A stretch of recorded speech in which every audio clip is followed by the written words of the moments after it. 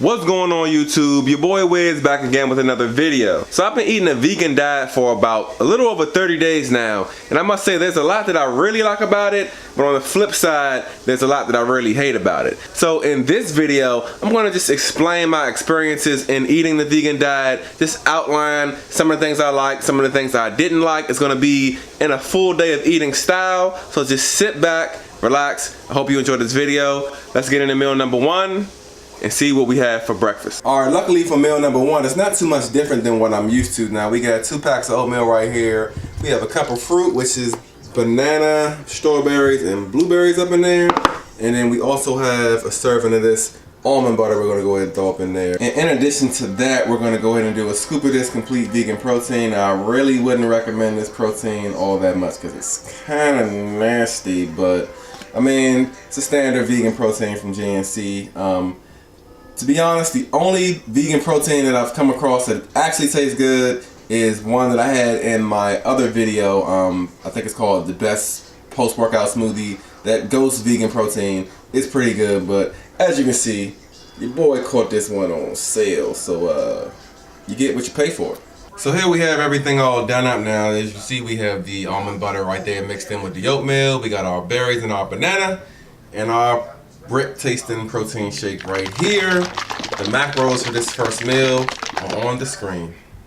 So it's a good thing for me that for breakfast I really didn't have to switch too much up. I also feel like the addition of the fruit into the oatmeal is something that I really enjoyed doing for the past 30 plus days. It just makes me feel like I'm starting the day off right, getting those good natural vitamins into my body from a natural food source instead of a multivitamin. So the reason I decided to go ahead and give the vegan diet a try is because I was really sitting back, looking at my diet, looking at the things I was eating, and I came to the conclusion that I was just so focused on macros, hit my macros, how much protein, how much carbs, how much fat.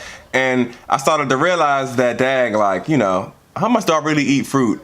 How much do I really eat vegetables? You know, how much meat am I consuming on a regular basis? I'm eating anywhere from, at a minimum, 12 to like 16, 18 ounces of meat a day for the past, I would say, about 4 years. You know, with meal preps and everything, chicken breasts and ground beef, steak, ground turkey, that's really a lot. And I really started to notice that as far as my diet, I really depend on a lot of animal and animal byproducts for protein when there are other possible healthier ways to get protein into your diet. So I'm gonna continue this conversation of just some of the things that I've learned in reference to veganism, but it's getting a little late. It's time to hit the gym, got some legs, so I'm gonna let you guys in the car. Alright guys, so I just pulled up outside the gym. Now the first thing that I can say that I noticed in switching to a vegan diet is that I really have a lot more energy throughout the day. And I really think that's due to the increase of fruit and veggies that I've been eating on this diet, as well as the replacing of the animal protein with the plant protein and just eating natural whole food in general. Now, one thing that I really hate about vegan protein is that, and I'm not talking about protein powder, I'm talking about protein sources. You're not going to find a vegan protein that is equivalent to egg whites and chicken breasts. Please, if somebody can tell me what the equivalent to egg whites and chicken breasts is in the vegan world, comment below now. Now to me that's a big deal because when you eat egg whites and you eat chicken breasts, it's all protein. There's nothing else barely. Now the thing about vegan protein is you're not going to find a vegan protein that doesn't have fat, that especially doesn't have carbs, doesn't have some amount of sugar depending on what it is, and sodium. And that's just something that, you know, for me, I'm just really not used to, especially on a cut, which I'm still bulking, but I'm really glad that I decided to experiment with the whole vegan thing inside of a bulk because, you know, the carbs that I'm not used to or the fat that I'm not used to, it's okay because I can structure it in a way where in a bulk, it's gonna fit inside the macros. Now, I know I said that I'm not gonna be all macro, I'm about health, but we still about macros too, you know, we got to do both. So it's easier to experiment on a bulk, you know, with the macros and the things that I'm not used to, you know, the chickpeas and the black beans and, you know, all the natural cauliflower, you know, all that stuff is great. It's good, natural, whole food, but it's a plant protein source that's gonna come with carbs that you're not used to. So again, with me bulking, it's easier to fit the macros where they need to be as long as I can pre-plan and plug things in.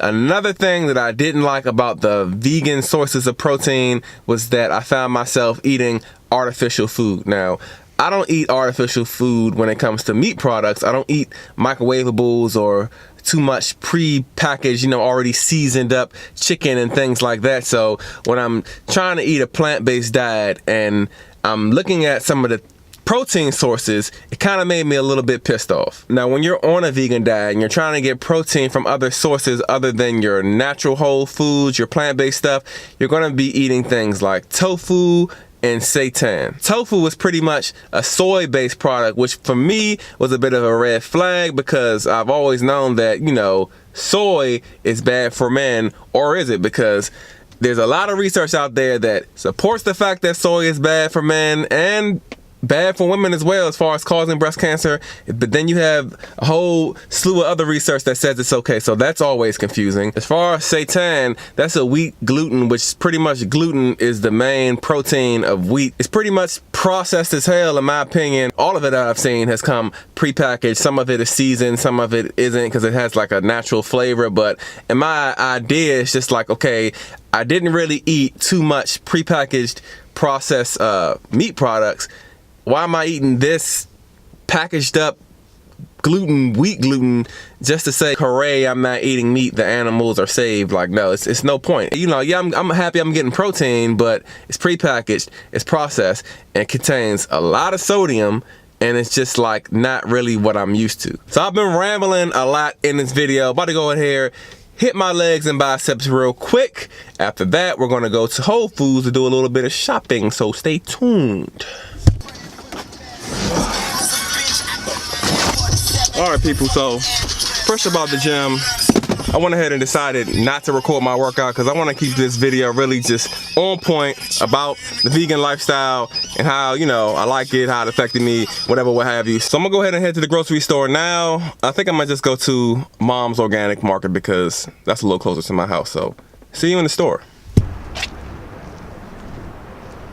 Alright guys, so I went ahead and opted just to get a meal here. If you didn't know, Mom's Organic Market has a hot bar. So what I have here is some vegan tacos filled with chickpeas, cauliflower, a little bit of kale, some veggie slaw in there, that white cream and some type of vegan dressing.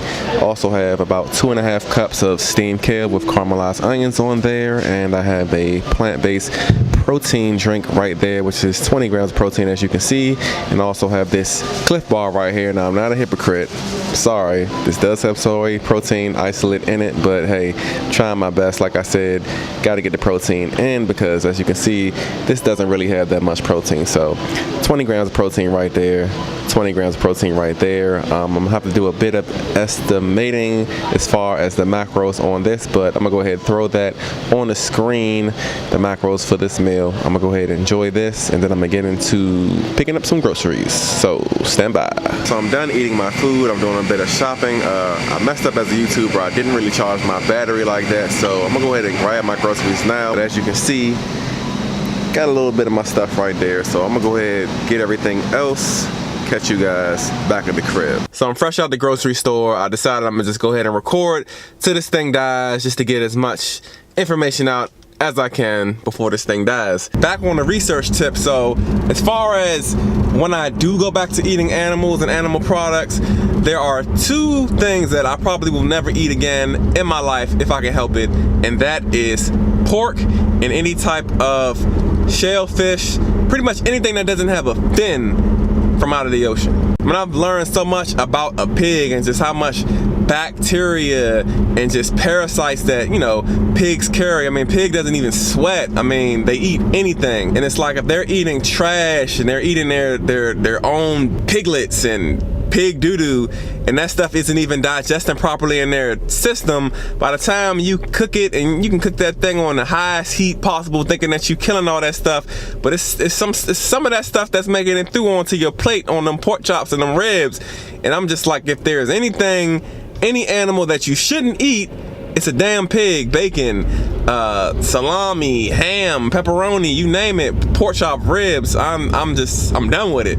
It's not really clean. It says that in the Bible, but like I said, not to be religious, it does say that. It doesn't say don't eat meat in the Bible though. You know, we good with our cows and our sheep and our chicken.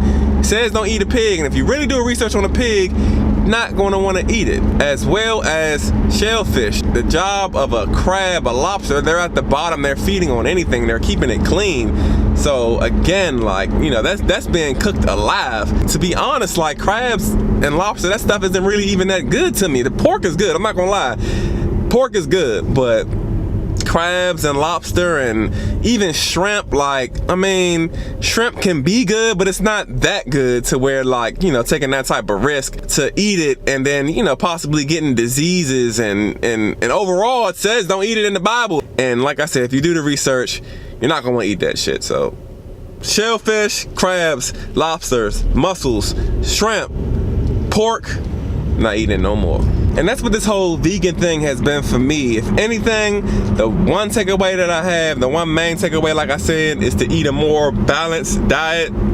But just to be conscious of where your food is coming from, quality. I'm gonna eat meat again. I'm gonna start eating meat again pretty soon. No homo. But the places where I get my meat from is gonna be different. I'm not gonna be buying no more of those, you know, shoppers and giant chicken legs and them cheap, big ass chicken breasts. The way that meat is bought up, you know, when it's living and what it's fed, processing of how it's slaughtered and prepared before it even gets on the shelf is really, really important. You got to be real conscious of where you're getting your meat from, how your meat was raised. Farmers, they're trying to cut costs as well, so they're feeding their animals things like cheap grains and corn just to, you know, keep that cost of feeding them down, you know, raising them improperly just to, like I said, pump them out faster, get them on your plate sooner, and be able to just keep repeating that process and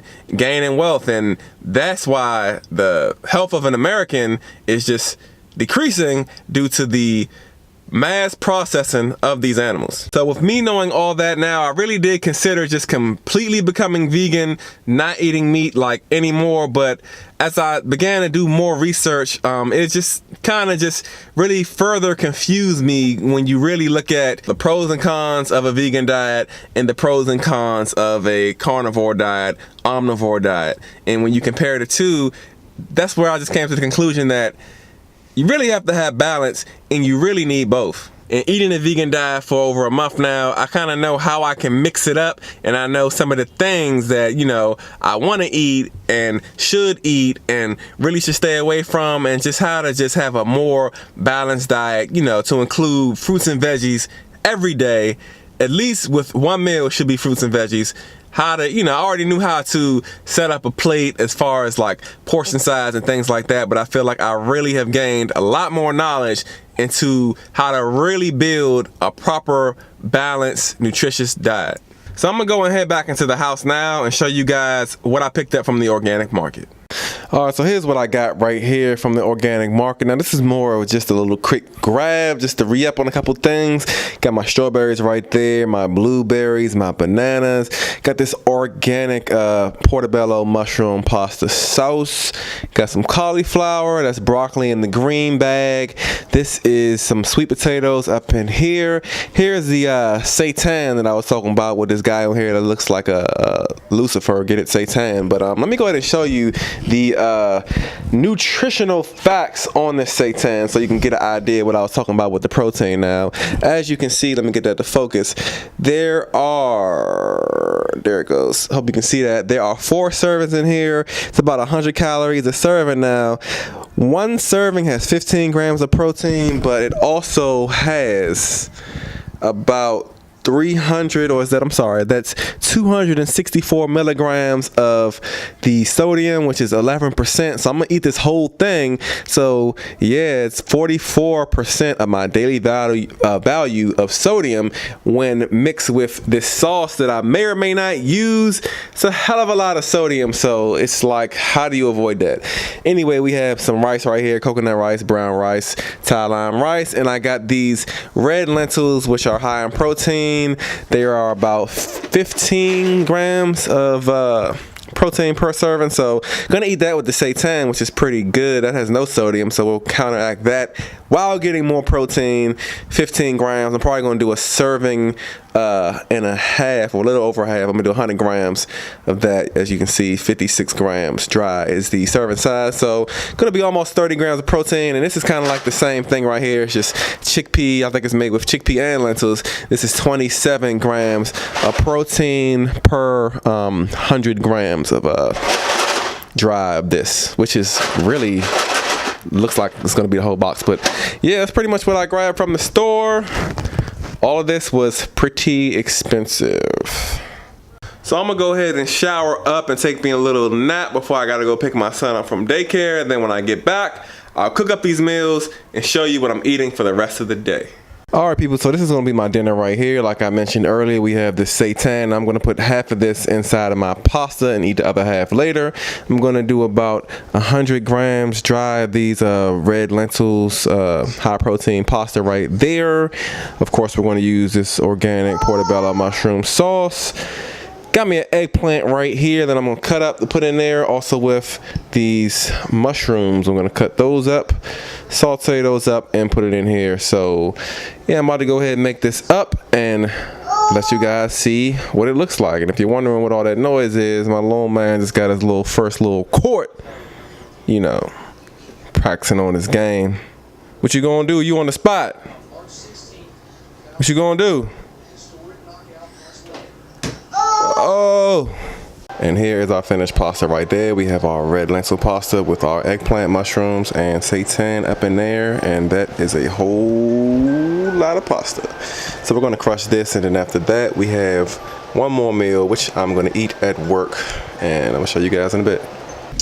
Alright people, so I'm on my way to work. So pretty much for my last meal, I'm just going to eat the rest of that seitan with about 2 cups of spinach, and I put some of those leftover mushrooms on top of the spinach. And also too, I'm gonna drink one more of the complete nasty GNC vegan protein shakes, and that's pretty much gonna be you know, all I eat for the rest of the day. The macros for my entire day of eating is on the screen. And yeah, so like I stated, I'm pretty much done with this whole vegan experiment. I actually plan on starting back eating meat this week. Really not for me. I do find it very cool, however, that I'm able to pretty much diversify my food choices now. I'm adding pretty much a fruit or a vegetable into every meal of the day, which I feel as though for my overall health, that's really good. I don't really have to sit here and just eat based on macros and just know that I'm taking a multivitamin and feel as though, like, yeah, I'm getting all the vitamins and minerals I need. I feel like I need to be getting the majority of that stuff from the food, and the multivitamin can either just be extra or to actually fill in for the gaps and holes that I may have. My biggest gripe with the vegan lifestyle, as I stated throughout the video, was just the protein intake. As it is cool to, like, yeah, get protein from chickpeas and black beans and, you know, cauliflower and things like that, I really didn't like the artificial sources, or, you know, just extra processed, the extra processed sources of protein that I was eating, like the seitan, and I really wasn't cool with the tofu and just everything I found out about the soy. It just really didn't sit well with me. I also didn't like how every piece of protein, you know, vegan protein, has to come with some sort of, you know, carbs, fats, sugar, or a sodium level that it's really hard to, it would really be hard for me to work that into my diet if I was cutting. I feel like I don't really know a lean source of vegan protein if it's not soy that I can really intake to, like, keep the other macronutrients down and just get straight protein in it. I'm telling you, it doesn't exist. If I'm wrong, please again comment below. So yeah, I'm gonna just go ahead and end this video here. My biggest takeaway: include fruit and veggies in your diet, man, and just try to just have a well-balanced diet that makes sense to you. That's what I plan to do from here on out. So If you enjoyed this video, please give it a like. If you're vegan, please don't bash me in the comments. But if you do have any suggestions for me, please don't hesitate to comment below. I do take constructive criticism very well, as long as you don't insult or disrespect me. You know, if you may be vegan and you feel like I'm doing something that you don't agree with, it's all good. Let me know, you know, share with me how you feel and why you feel the way you feel, and like, you know, I'm gonna process it. If it makes sense to me, then, you know, I may be able to use a portion of, you know, what you tell me, or just, you know, just to follow up and do more research. I love doing the research. So yeah, like I said, don't forget to like this video, comment, subscribe, and until then, I'll catch you guys in my next video. Peace out before I crash my car.